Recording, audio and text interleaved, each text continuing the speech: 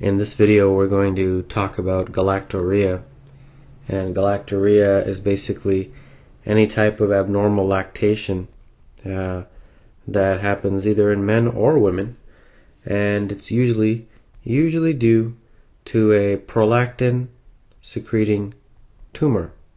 Prolactin tumor, and prolactin, I'll just abbreviate it PRL, and this tumor is most commonly a small pituitary, because pituitary is where the hormone prolactin comes from, and it's usually a small adenoma, very small, less than 1 centimeter or 10 millimeters in size. So small, in fact, that it may not even be seen on a CT or MRI. So that's galactorrhea, very basically described, and let's get into this talk. First, I'll talk about etiology. Why does this happen? Well, like we just mentioned, most commonly it's a small adenoma, small tumor of the pituitary gland, and the pituitary gland is the endocrine gland that secretes that hormone called prolactin. So if you have a tumor, the hormone will be increased in larger quantities. But more commonly tested on licensing exams, because it's more interesting, are medication side effects. Medication side effects that lead to galactorrhea. And there's several, but there's a few that I really would like to mention. There's opioids, there's antihypertensive medication that is rarely used but commonly tested, alpha-methyl-dopa. And the one that's really tested is the antipsychotics. And this is very important, and I'd like to talk about that very briefly. Okay, well, first of all, how does an antipsychotic work? It works by decreasing dopamine.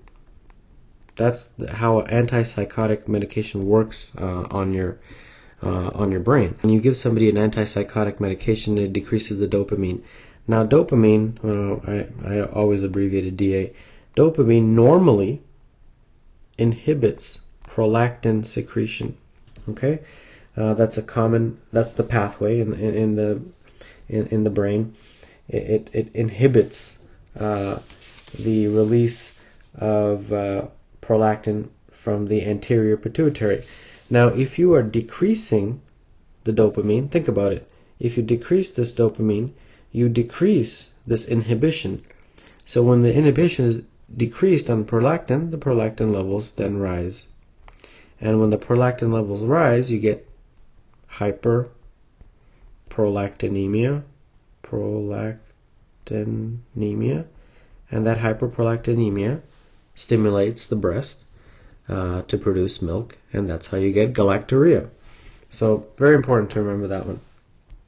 Okay, well, now let's get into the symptoms of galactorrhea. Galactorrhea is sort of a definition or a symptom by itself. I mean, the symptoms of galactorrhea are galactorrhea, which is abnormal lactation by definition, and usually the milk is white milk in color. It's usually not anything troublesome, but there's other symptoms that are important and significant, and one of them is amenorrhea. The woman will not have a menstrual period and may even think that she's pregnant.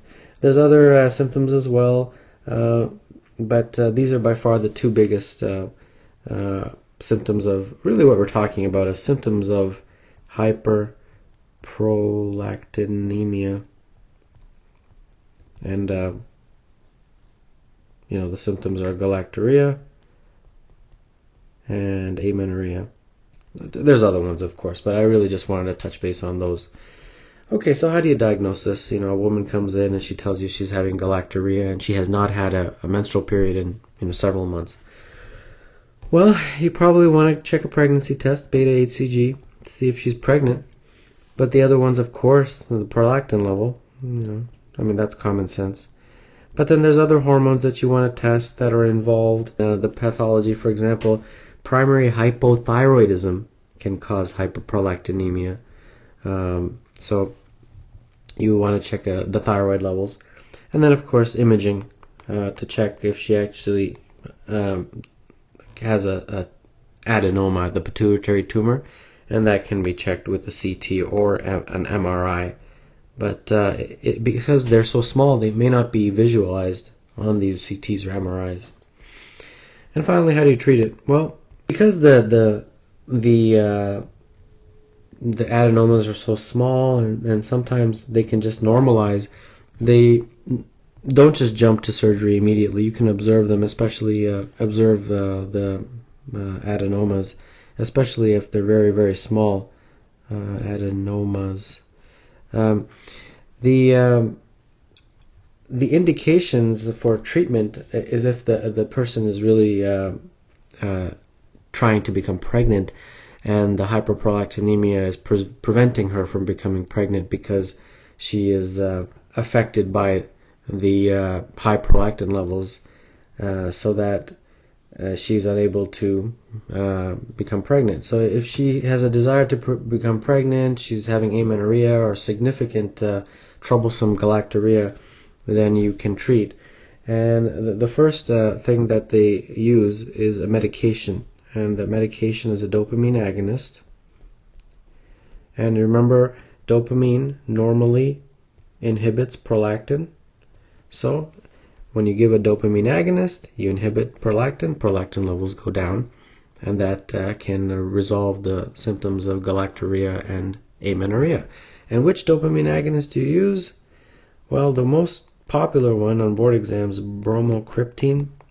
If you've been studying, you've probably already come across this. But there's a newer one that's a little longer acting, and it's actually become the drug of choice. Cabergoline? I don't even know how to pronounce it. I've never prescribed it, but it's the newer one, and it's the drug of choice, the DOC, drug of choice. But this is still commonly on licensing exams. And then finally, if all else fails, it's the surgical treatment of a pituitary tumor. Okay, now to finish off the presentation, I'd like to show you some clinical vignettes, and here we go. So we have a 29-year-old woman. She comes to the physician because of amenorrhea. She had menarche at age 13 and has had normal periods since then. However, her last menstrual period was 8 months ago. She also complains of occasional milky nipple discharge. She has no medical problems and takes no medications. She's particularly concerned because she would like to become pregnant as soon as possible. Examination shows a whitish nipple discharge bilaterally. The rest of exam is unremarkable. HCG is negative. TSH is normal. Prolactin is elevated. Head MRI is unremarkable, meaning nothing is found. Nothing abnormal was found. Which of the following is the most appropriate pharmacotherapy? Well, she's got elevated prolactin levels, and you want to give a medication to inhibit the prolactin levels. Which medication? A medication that involves dopamine, and that is bromocriptine. It's a dopamine agonist. Okay, dopamine agonist. Okay. I just want to touch base. You might wonder, why is the MRI unremarkable? I mean, she has this high prolactin levels because she has a small microadenoma. But the microadenomas are sometimes so small that they will not be visualized on a head MRI. The next one is 47-year-old woman returns to her psychiatrist for a routine biweekly appointment for 2 months after being hospitalized for an episode of major depressive disorder, recurrent, severe, with psychotic features. During her hospitalization, she was started on 2 medications, an antidepressant and an antipsychotic. And she has continued these medications daily as an outpatient. At her appointment, she complains to her physician that she has missed her menstrual period for 2 months. She has also complains of tenderness in her breasts and a small amount of milky discharge from her breasts. When questioned further, she also admits to low libido over the past month. Which of the following medications is most likely responsible for this constellation of symptoms? Okay, so now we're asking which medications is causing this. Well, right back to that same thing. Dopamine puts the brakes on prolactin. Dopamine inhibits prolactin. So if she was taking a medication that decreased her dopamine, the prolactin levels would rise. and that rise in prolactin levels would cause the symptomatology of missing her menstrual periods, which is amenorrhea, and milky discharge, which is galactorrhea. So which one of these medications is going to decrease the dopamine? And which of these medications is either an antidepressant or antipsychotic that decreases dopamine levels? Well, that is risperidone. And the risperidone is an atypical antipsychotic, but it inhibits dopamine and therefore significantly can elevate the levels of prolactin and cause these symptoms of galactorrhea and amenorrhea.